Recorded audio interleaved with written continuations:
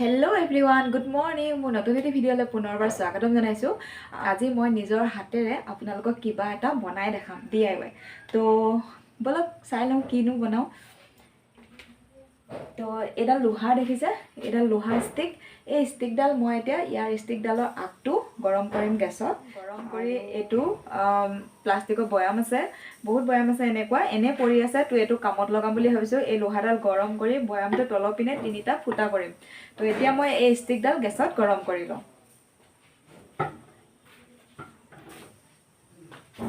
পিনে মই ভাত বহাই দিছোঁ আৰু এইপিনে গৰম পানী কৰি আছোঁ। যিহেতু মই ৰাতিপুৱা খালী পেটত গৰম পানী খাওঁৱে, তো গৰম পানী কৰিছোঁ। গৰম পানী খাই হোৱাৰ পিছত ভাত খাম। কিন্তু এতিয়া মই এডাল লোহাৰৰ ষ্টিকডাল গৰম কৰি লওঁ।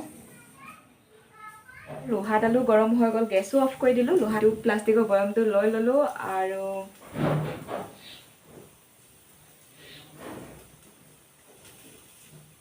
ফুটা কৰি আছোঁ।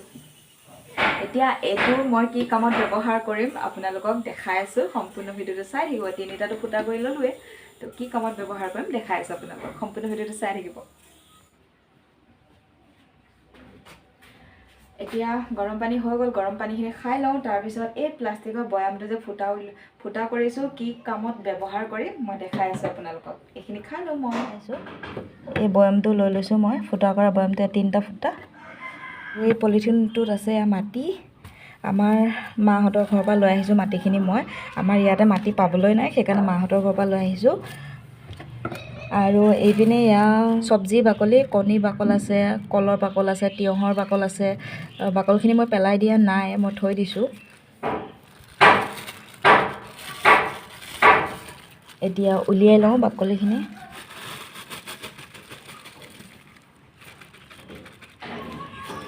এয়া তিয়ঁহৰ বাকল, কণী, তাৰপিছত কলৰ বাকল, এইবোৰে আছে। মই ৰাখি থৈছিলোঁ, পেলাই দিয়াতকৈ মোৰ কামত আহিব, সেইকাৰণে ৰাখি থৈছিলোঁ। এই পলিথিনটোত আছে এল'ভেৰা গছ। মোক বা এজনীয়ে দিছিল এল'ভেৰা, গতিকে মই ভাবিছোঁ বৈয়ামটোতে ৰুই থওঁ, ভালো লাগিব দেখাত। আৰু চব্জি বাকলবিলাক দিলে সাৰ হ'ব, সেইকাৰণে চব্জি বাকলবিলাক থৈ দিছোঁ। আৰু মাটিৰ লগত চব্জি বাকলবিলাক সৰু সৰুকৈ মিহি মিহিকৈ কাটি মিক্স কৰি দিম।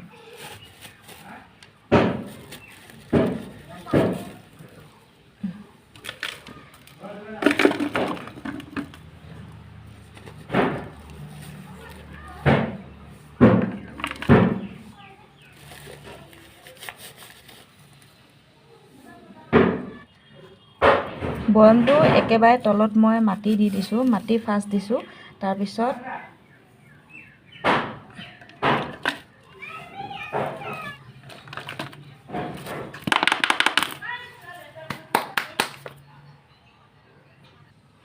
তো এইখিনি একদম বালি মাটি দিছোঁ একেবাৰে তলত।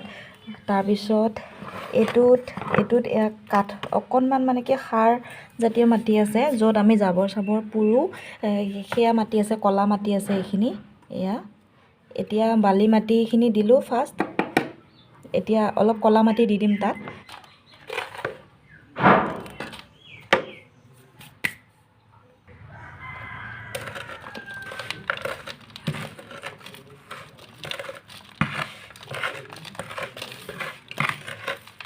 ক'লা মাটিখিনি মাজত দি দিছোঁ।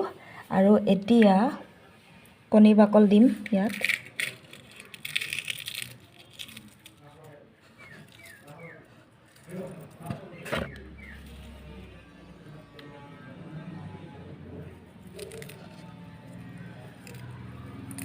হাতেদি মই সৰু সৰু টুকুৰা কৰি দিছোঁ চব্জি বাকলবোৰ। সাৰ হ'ব তেতিয়া। সাৰ হ'লে এল'ভেৰাযোৰ বহুত ধুনীয়া হ'ব, সেইকাৰণে দি দিছোঁ। পেলাই দিয়াতকৈ কামত আহিব। এতিয়া হৈ গ'ল, দি দিলোঁ মই চব্জি বাকলখিনি। আৰু এতিয়া তাৰ ওপৰত আকৌ মাটি দিম।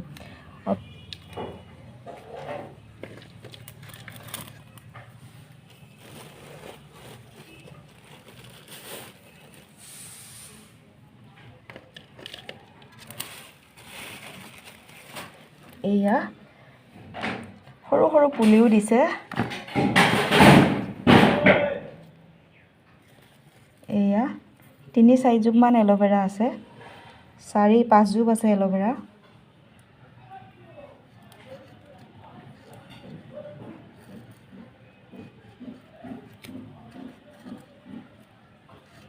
এতিয়া এল'ভেৰা কেইজোপ ৰুই দিলোঁ এতিয়া আৰু ওপৰৰ পৰা আকৌ অলপ মাটি দি দিম।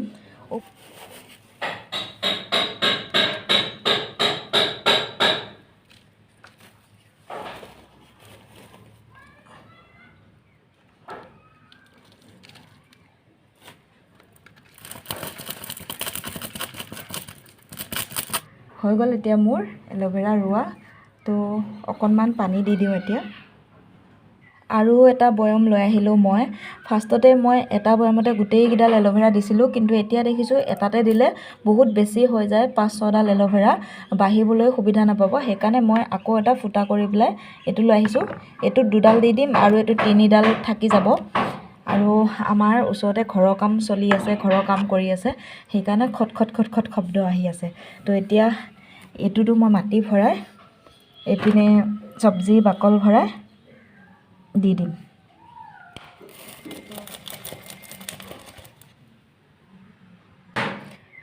এতিয়া পানী দি দিছোঁ।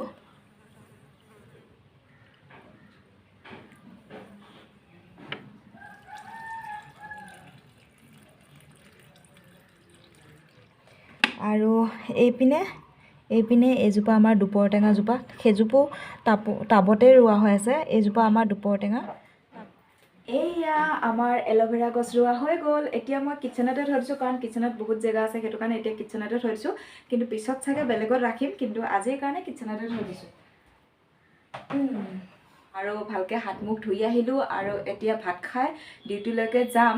তো আজি ভিডিঅ'টো ইমানখিনিতে সামৰণি মাৰিছোঁ। আশা কৰিছোঁ ভিডিঅ'টো চাই আপোনালোকৰ ভাল লাগিলে। যিসকলে এতিয়ালৈকে মোৰ চেনেলটো ছাবস্ক্ৰাইব কৰা নাই আৰু মোৰ চেনেলত নতুন, প্লিজ চেনেলটো ছাবস্ক্ৰাইব কৰি দিব, ভিডিঅ'টো লাইক কৰিব, শ্বেয়াৰ কৰিব। নতুন এটি ভিডিঅ'ৰ সৈতে আপোনালোকক লগ পাম। আজিলৈকে আহিছোঁ তেন্তে, বাই বাই।